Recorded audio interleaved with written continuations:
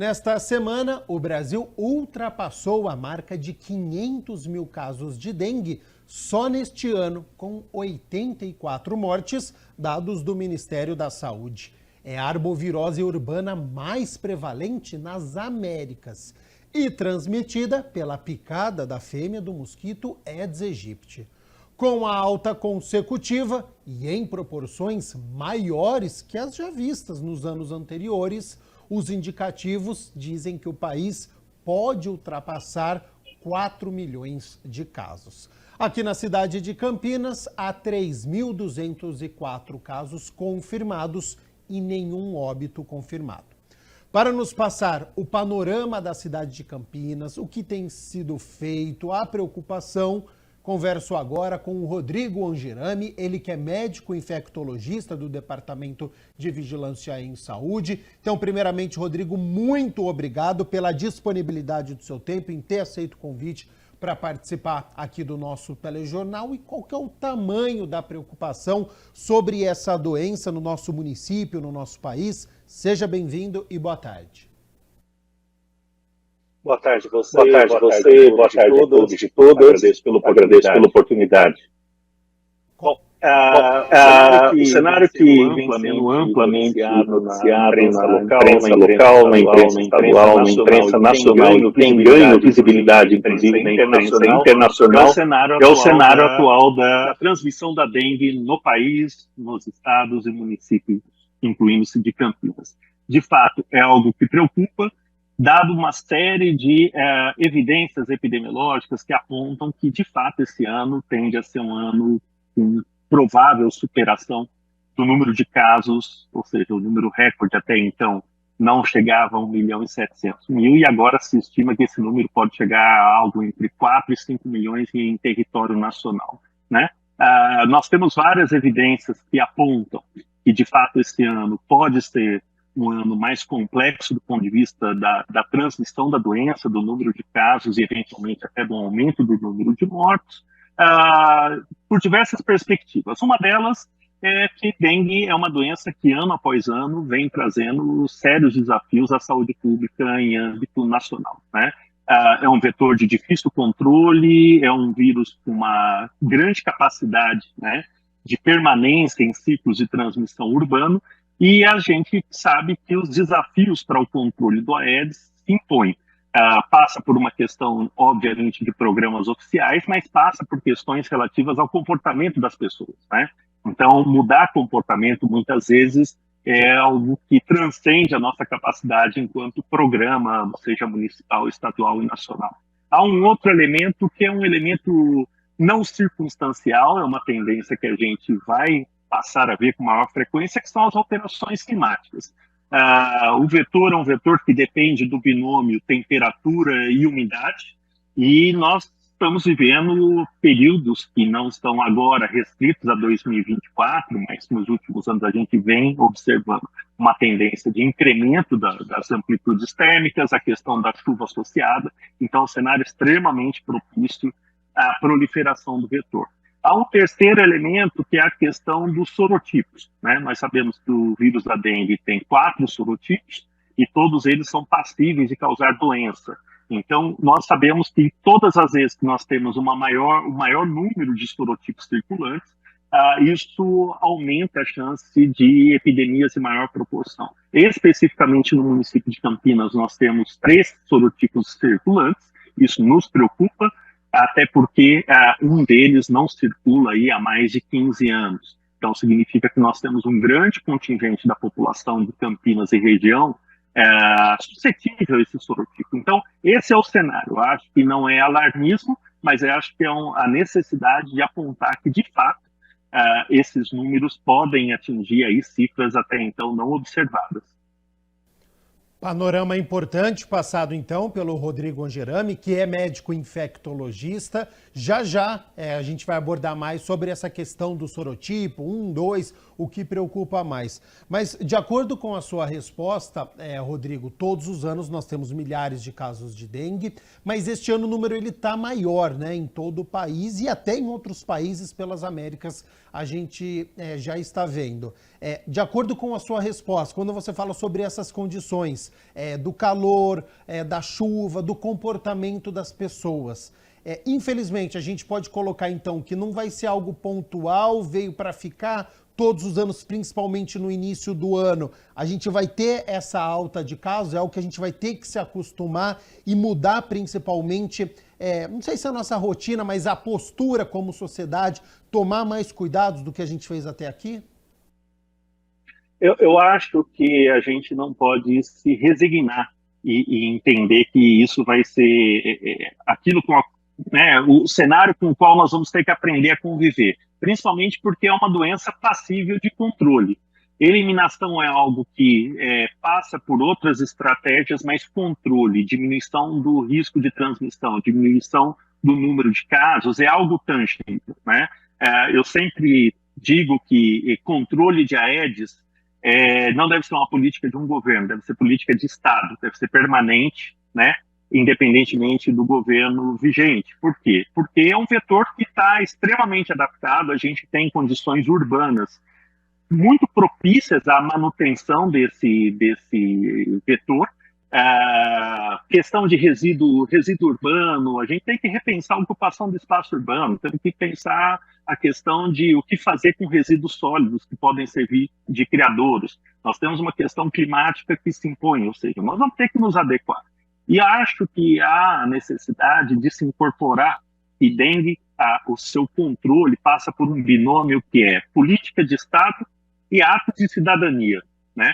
Porque se a gente compreende que 80% dos criadouros estão dentro de domicílios, passa por uma questão de cidadania. Então as pessoas precisam compreender que cuidar do seu espaço próprio é uma ação não só de proteção à sua saúde, da sua família, mas da sua comunidade, da sua cidade. Então, é algo que a gente precisa, talvez, mudar a forma de comunicação, utilizar outras vias de sensibilização, né? Porque é algo tangível o controle. E é importante mencionar que o controle do Aedes e viver com, né, a possibilidade de epidemias anuais, apesar de ser uma grande preocupação, o Aedes é vetor de outros arbovíros. Da chikungunya, que não é uma realidade nossa, mas nos locais onde chikungunya foi introduzido, a gente tem epidemias devastadoras, né, com implicações, inclusive, de longo prazo para aquelas pessoas que adoecem. A gente tem a questão do Zika, que pode trazer a síndrome congênita da Zika, que tem aí a microcefalia como uma das complicações. Então, fazer o controle do Aedes não se restringe a evitar epidemias de dengue. Ela passa por evitar outras doenças com grande potencial de risco à saúde pública, né? E é por isso que deve ser uma prioridade, do ponto de vista de política de Estado, e deve ser um compromisso permanente da população. Sobre este controle, então, do Aedes e também da doença. No início deste mês, o vereador Edivaldo Cabello protocolou um projeto de lei aqui na Câmara Municipal determinando que a cidade de Campinas institua o método Wolbachia como uma diretriz complementar de controle biológico de combate ao mosquito e que consiste na liberação do Aedes aegypti com a bactéria que impede que os vírus da dengue, Zika e chikungunya, que foi dito há pouco aqui pelo Rodrigo, se desenvolvam nos mosquitos. Rodrigo, você sabe se isso está sendo estudado, se pode acontecer, se ainda está muito cedo, precisa observar isso em outros municípios também? É mais uma estratégia neste combate à doença? Eu acho que a sua fala, no sentido de ser mais uma estratégia, é uma fala precisa, né? Eu acho que nós não vamos ter uma única estratégia que seja capaz de controlar o vetor, dado todos os antecedentes que eu mencionei, dos fatores predisponentes. Acho que vai haver aquelas questões que são estruturais, como eu mencionei, questão de resíduos urbanos, evitar que os resíduos urbanos estejam em áreas onde possa haver aí o acúmulo de água e a geração de criadouros, as questões educacionais para a população, as questões que muitas vezes acabam tendo a opção mais para mitigar, que é a questão da adoção do controle químico, né? O controle químico ele é feito porque as fases anteriores não foram cumpridas, né? E acho que o controle biológico, definitivamente, ele vem aí a se somar com mais uma estratégia. Do ponto de vista científico, São várias as evidências hoje dos estudos que foram conduzidos e acho que é algo para a gente louvar, porque é uma tecnologia que vem sendo desenvolvida no Instituto de Pesquisa Nacional, que é a Fiocruz. São várias as evidências de municípios que foram piloto para esse programa e que tiveram ali alguns indicadores de que, de fato, pode haver aí um controle, né, adicional em relação ao vetor. Eu não acho que a utilização do controle biológico com mosquitos geneticamente modificados ou, eventualmente, mosquitos infectados com Wolbachia se esgote nele. Ele vai ser mais uma estratégia e acho que deve ser alguma coisa, uma vez que a gente tem ali as evidências não só científicas, mas as questões relativas à quantidade, ou seja, nós vamos ter que ter uma quantidade de mosquitos que permita atender municípios com dimensões distintas e de uma maneira que não seja só circunstancial, ou seja, que não seja uma perspectiva de projeto piloto ou de projeto circunstancial. Uma vez que se adote, baseando-se, obviamente, nas evidências científicas, nos estudos de custo-efetividade, ela passa a ser uma medida que vai ter que ser perene, ou seja, vai ter que ser mantida, né? Não como algo para controlar a transmissão num ano específico, mas algo para controlar a proliferação e a ocorrência do vetor por anos, né? Então, acho que é uma perspectiva, não acho que seja uma perspectiva de curto prazo, mas acho que as evidências científicas se avolumam no sentido de sinalizar que pode vir a ser uma nova política pública a ser incorporada assim. Ótimo, estou conversando com o Rodrigo Angerami, que é médico infectologista, falando então sobre as estratégias que estão sendo realizadas aí para este combate às doenças. Agora, é difícil identificar a doença? Eu cheguei a ver propagandas na TV falando sobre diferenças de sintomas para Covid, para dengue, as pessoas confundem com gripe também. Como é que funciona esse diagnóstico?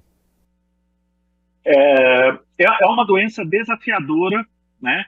Quando a gente se apega única e exclusivamente nos sinais e sintomas. Ou seja, é uma doença que dá febre elevada, dor de cabeça, dor no corpo, eventualmente a dor ocular ou retroocular, atrás dos olhos, dor nas articulações, pode trazer manchas vermelhas no corpo, que a gente chama de exantema, eventualmente diarreia e vômito.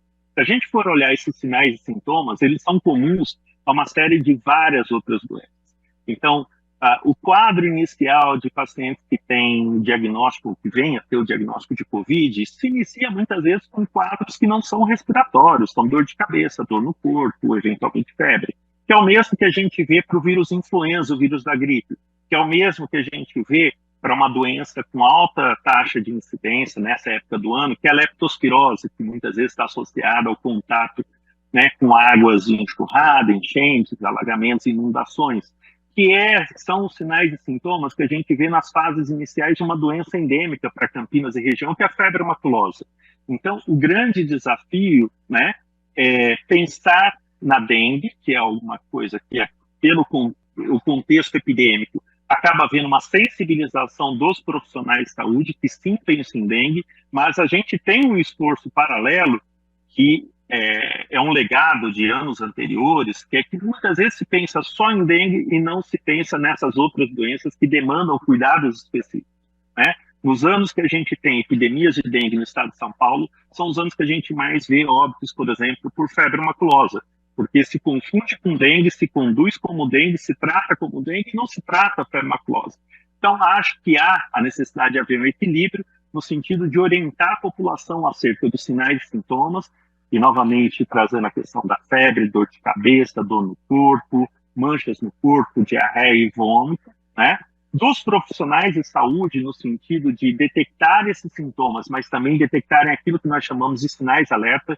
Então, nós conhecemos que há uma série de sinais e sintomas que podem predizer ou sugerir um maior risco de agravamento para dengue, que é a questão da tontura, que é a questão das hemorragias, que é a questão dos vômitos recorrentes, que é a questão da prostração, ou seja, o cansaço extremo. São vários sinais e sintomas que os profissionais da saúde que nos ouvem também devem ficar atentos no sentido de identificar aqueles pacientes que têm maior risco de agravamento. O que é importante dizer é que pacientes com suspeita de dengue devem procurar, frente aos sinais e sintomas que nós mencionamos, atendimento médico para passar por uma avaliação médica qualificada, né, no sentido de se estratificar o risco, ou seja, se avaliar se há sinais de alerta, se há sinais de agravamento, e, frente a isso, tomar a decisão sobre um tratamento que muitas vezes pode ser feito no próprio domicílio, com a hidratação por via oral, ou, eventualmente, o encaminhamento para uma unidade de maior complexidade por conta da necessidade de utilização de hidratação endovenosa, ou seja, a utilização do soro aplicado diretamente nas veias, na veia, ou no acesso venoso. Agora, Rodrigo, existem testes rápidos, é recomendável que as pessoas comprem e caso eles estejam disponíveis, existe também aquele falso positivo e falso negativo? Os testes rápidos, eles são úteis desde que utilizados com sabedoria, com rigor, com critério, né? Então, a gente tem uma infinidade hoje de testes rápidos disponíveis. A gente sabe que há uma heterogeneidade muito grande da qualidade dos testes quando a gente fala de acurácia, ou seja, tanto a capacidade de detectar o vírus quanto a capacidade de não trazer resultados falsos reagentes. Ele deve ser utilizado, mas deve ser interpretado numa perspectiva de um profissional da saúde que possa avaliar esse resultado. A gente não recomenda que a população utilize do teste rápido voluntariamente, sem uma avaliação médica. Por quê? Porque pode haver testes que são falsos negativos, a pessoa compreender que talvez aquele resultado indique que ela não tenha dengue e ela deixar de procurar por atendimento médico, ou, eventualmente, pode haver resultados falsos positivos, inclusive com outros vírus que podem ser transmitidos pelo aéreo. O próprio vírus da Zika pode, eventualmente, trazer resultados falsos positivos no teste da dengue. Então, é um teste que nos ajuda muito naquilo que a gente chama de beira de leito, de point of care, e deve ser interpretado no contexto do quadro clínico, do cenário epidemiológico, dos antecedentes daquela pessoa, e não isoladamente como resultado positivo ou negativo, tudo ou nada. Ótimo, olha quantas informações importantes para você que está nos acompanhando em relação à dengue. Tem alguma dúvida? Aproveita, tira agora, manda o seu questionamento que o Rodrigo Angerami vai tirar as nossas dúvidas. O número do nosso WhatsApp está aqui embaixo da sua tela, 978293776, junto com o número de casos já confirmados aqui pelo município de Campinas, 3.204. Rodrigo, você falou sobre os sintomas que podem ser confundidos com outras doenças. Para quem está nos acompanhando, está com dor de cabeça, está com algum outro sintoma, vai lá tomar um remédio. Existe algum que é contraindicado que a pessoa precisa tomar cuidado e também já fazer o alerta para a questão da automedicação? Como eu mencionei, no cenário atual, frente a quadros febris, com esses sintomas outros associados com dor de cabeça, dor no corpo, é importante que se procure atendimento médico. Obviamente que muitas pessoas, às vezes, precisam reduzir a temperatura até conseguir chegar no serviço, numa unidade, né, de saúde, e há os antitérmicos, que são aqueles medicamentos que são utilizados para baixar a temperatura e que são considerados seguros, né? A gente sempre diz que, idealmente, não se automedicar, mas nós sabemos que muitas vezes as pessoas estão com febre e querem reduzir a temperatura antes que consiga chegar a um serviço de saúde, passar por uma avaliação médica. Existem dois medicamentos que são, né, os habitualmente utilizados, que são a dipirona e paracetamol, que as pessoas frequentemente têm, mas o grande problema é quando as pessoas querem reduzir a temperatura com o uso de outras classes de medicamentos, que são os anti-inflamatórios. Os anti-inflamatórios, incluindo-se o AS, que é bem conhecido, eles potencializam em muito o risco de complicações associadas à dengue, notadamente as complicações relacionadas ao risco de hemorragia. Então, nesse sentido, fica um apelo. Se possível, né, não se medique até que procure por atendimento médico, e na eventualidade de, por qualquer circunstância que impeça ali uma procura imediata e esteja com febre, com dor de cabeça, que se utilize os antitérmicos. dipirona ou paracetamol, e em hipótese alguma que utilizem anti-inflamatórios, incluindo-se o AS. Ótimo. Rodrigo, se a pessoa já teve dengue, ela fica imunizada para sempre? É só daquele tipo específico? Se ela tiver de novo, é mais grave? Qual que é o comportamento desta doença? A dengue, o vírus da dengue, ele é compreendido aí por 4 sorotipos: dengue 1, dengue 2, dengue 3 e dengue 4. Então, em princípio, uma pessoa poderia ter 4 vezes a infecção pelo vírus da dengue e, consequentemente, 4 vezes a doença dengue, a febre da dengue, né?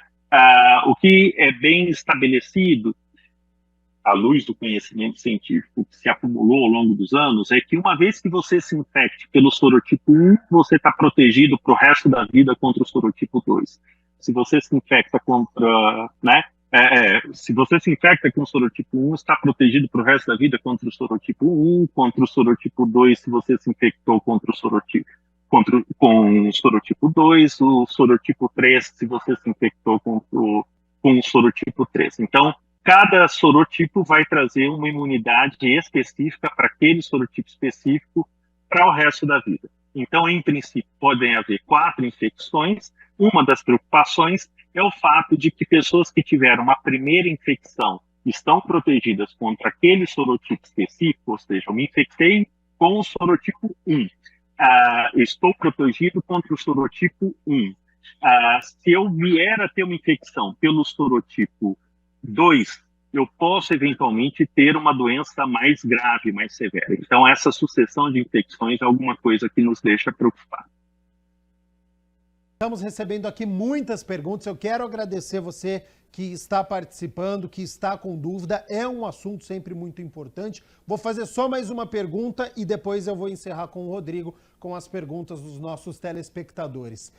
Outra discussão que nós estamos acompanhando é sobre a vacinação. Eu quero saber de você, Rodrigo. Ela é fundamental? Teria que ser para todos? É recomendável para um público-alvo? Num futuro, espera-se que aumente a faixa etária? O que você pode dizer sobre vacinação contra a dengue? Bom, as vacinas talvez sejam, né, depois de água potável, são os elementos que maior trouxeram benefícios para a humanidade, para a proteção contra doenças, para controle de doenças, eventualmente até para eliminação de doenças. Acho que a vacina contra a dengue, de fato, é um avanço ter sido incorporado no âmbito do Programa Nacional de Imunizações. Ela se soma às medidas que nós mencionamos anteriormente acerca de controle vetorial. Ela traz aí uma perspectiva de, inicialmente, né, diminuir o número de casos graves e diminuir a necessidade de hospitalizações, diminuir a sobrecarga sobre o serviço de saúde e diminuir o risco de morte. Então, é um avanço, sim. Por outro lado, nós temos aí algumas limitações. É uma vacina que não protege 100% das pessoas contra todos os sorotipos, né? À luz do que nós temos hoje, nós temos uma quantidade ainda insuficiente para que a gente possa ter ali uma cobertura vacinal para todos os grupos que podem receber a vacina. Então, eu acho que é um benefício, sim, com grande potencial de diminuir aquilo que nós chamamos de morbi-letalidade, ou seja, causar doença e causar formas graves e óbitos.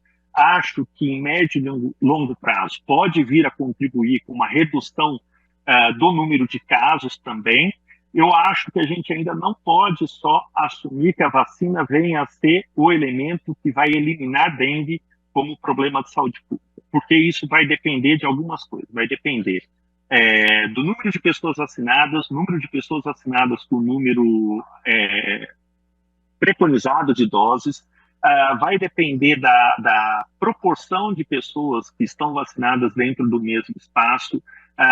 Nós ainda não temos informações acerca da duração da proteção da vacina, se seria aí para o resto da vida ou se seria circunstancial. Então, é um avanço que pode vir a contribuir assim, tremendamente em médio e longo prazo, né? Mas não vai ser a única estratégia para controle e eliminação de dengue. O controle do vetor vai continuar tendo que ser uma prioridade de política de Estado e de ato de cidadania individual das pessoas. Ótimo. Mais uma informação importante, então, passado pelo Rodrigo Angerami. Agora, para a gente poder encerrar, vou com as dúvidas aqui de você que está nos acompanhando, você aí de casa, que enviou para o número do nosso WhatsApp. Vamos lá. Maria de Abreu, ela pergunta assim: uma pessoa com dengue pode passar a doença para outra pessoa? Não, não existe transmissão direta pessoa a pessoa, diferentemente de outras doenças com transmissão respiratória, como gripe ou como Covid. Existem alguns relatos de casos de, eventualmente, transmissão a partir ali de gestantes infectadas próximo do momento do parto, que eventualmente poderia ali haver uma transmissão para o feto e para o recém-nascido. Isso não é uma questão que, do ponto de vista de quantitativa, seja um problema de saúde pública, mas individualmente, por esse motivo, coloca as gestantes como também um grupo de maior risco de complicações. Então, gestantes com suspeita de dengue também merecem um atendimento, um segmento diferenciado por conta tanto da complicação para a gestante em si, quanto por, eventualmente, esse evento que nós chamamos de perinatal. Ótimo. Segundo questionamento, a pessoa não quis se identificar, não tem problema, mas ela pergunta: é verdade que depois do 7º dia a pessoa que está com dengue pode piorar? Existe um período que nós chamamos de defervescência, ou seja, o período em que há uma tendência de queda da temperatura. Isso tende a ocorrer a partir do 5º para o 6º dia. O 7º dia é um dia também crítico. E é um momento em que muitas vezes a gente vê complicações. Por quê? Porque, a despeito da febre tender a cair, desaparecer, os fenômenos imunológicos, os fenômenos inflamatórios que explicam boa parte das complicações relacionadas à dengue tendem a ocorrer nesse período. Então, é um período crítico, notadamente ali a partir do 5º dia até o 7º dia. Mariana Campos pergunta: água de piscina pode ser um possível criadouro para dengue? Água de piscina não tratada, não devidamente tratada, ou seja, aquelas piscinas que estão em desuso, que mantêm a água sem tratamento, que muitas vezes não tem circulação da água, é um problema sério, vem sendo um problema sério até para a própria administração. Então, casas fechadas que mantêm as suas piscinas ali sem o tratamento adequado, na realidade, acabam tendo ali enormes potenciais criadouros do vetor. Camila Dinísio, do Nova Campinas: quem pegou uma vez, a segunda já é hemorrágica?